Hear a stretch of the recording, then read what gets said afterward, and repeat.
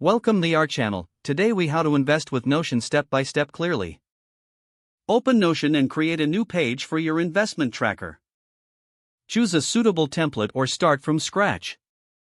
Decide on the categories you want to track, such as stocks, bonds, cryptocurrencies, and real estate.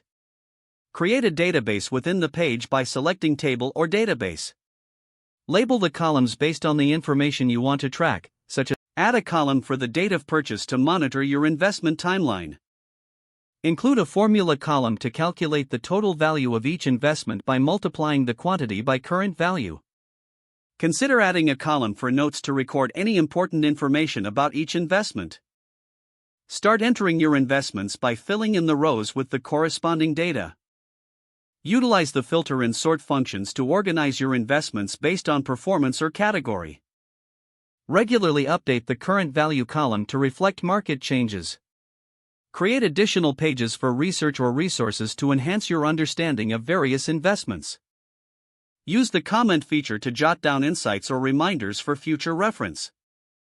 Explore Notion's integration options to link with other financial tools or resources. Set a reminder to review your investments periodically, ensuring you stay informed. Customize the design of your page to make it visually appealing and easy to navigate. Once everything is set up, start using your investment tracker to monitor and manage your portfolios effectively.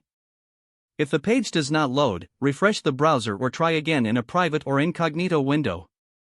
Make sure you are using the correct email address, then retype it carefully to avoid small typos. If your password is not accepted, use the reset option and create a new strong password you can remember. Check your spam folder for verification or security emails, then complete any requested confirmation steps. Enable two-factor authentication if available to improve account security and reduce unauthorized access risk.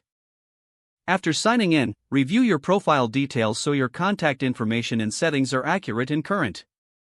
If you see an error message, note it down and try again after restarting your device and internet connection. Log out when you finish, especially on shared devices, to keep your account and payment information secure. If the page does not load, refresh the browser or try again in a private or incognito window. Make sure you are using the correct email address, then retype it carefully to avoid small typos. If your password is not accepted, use the reset option and create a new strong password you can remember. Check your spam folder for verification or security emails, then complete any requested confirmation steps.